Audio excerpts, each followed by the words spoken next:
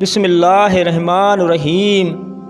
ابو الحسن سراج رحمۃ اللہ علیہ فرماتے ہیں، میں ایک مرتبہ حج پر گیا۔ میں طواف کر رہا تھا کہ میری نگاہ ایک ایسی حسین عورت پر پڑی جس کے چہرے کا حسن چمک رہا تھا۔ میں نے کہا، واللہ ایسی حسین عورت میں نے آج تک نہیں دیکھی۔ یہ اس کے چہرے کی ساری رونق اس وجہ سے ہے کہ اس کو کبھی کوئی رنج و غم نہیں پہنچا۔ اس نے میری یہ بات سن لی، کہنے لگی، تم نے کیا کہا؟ واللہ میں غموں میں جکڑی ہوئی ہوں اور میرا دل فکروں اور آفتوں سے زخمی ہے، اور کوئی بھی میرے غموں میں میرا شریک نہیں رہا۔ میں نے پوچھا، ایسا کیا ہوا؟ کہنے لگی، میرے خاوند نے قربانی کے ایک بکری ذبح کی۔ میرے 2 چھوٹے بچے کھیل رہے تھے اور ایک بچہ دودھ پیتا میرے گود میں تھا۔ میں گوشت پکانے کے لیے اٹھی تو ان دونوں لڑکوں میں سے ایک نے دوسرے سے کہا، میں تجھے بتاؤں کہ ابا نے بکری کس طرح ذبح کی؟ اس نے کہا، بتاؤ۔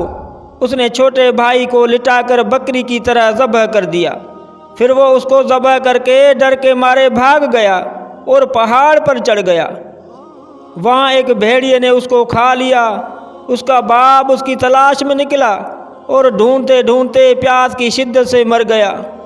میں دودھ پیتے بچے کو بٹھا کر دروازے تک گئی، شاید شوہر کا کچھ پتہ چل سکے، تو وہ بچہ گھسڑتا ہوا ہانڈی تک پہنچ گیا جو چولہے پر رکھی جوش سے پک رہی تھی۔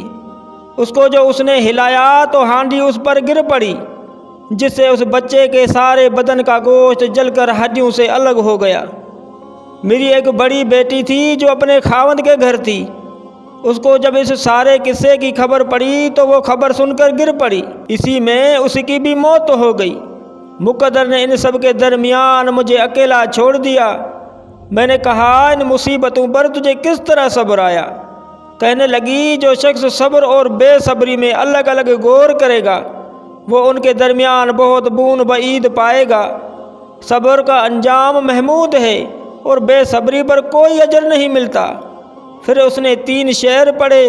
ترجمہ، میں نے صبر کیا اس لیے کہ صبر بہترین اعتماد کی چیز ہے، اور اگر مجھے بے صبری سے کوئی فائدہ پہنچ سکتا تو میں کرتی۔ میں نے ایسی مصیبتوں پر صبر کیا، اگر وہ مصیبتیں سخت پہاڑوں پر پڑتی تو وہ پہاڑ بھی ٹکڑے ٹکڑے ہو جاتے۔ میں نے اپنے آنسوں پر قدرت پائی، ان کو نکلنے سے روک دیا۔ اب وہ آنسو اندر ہی اندر میرے دل پر گر رہے ہیں۔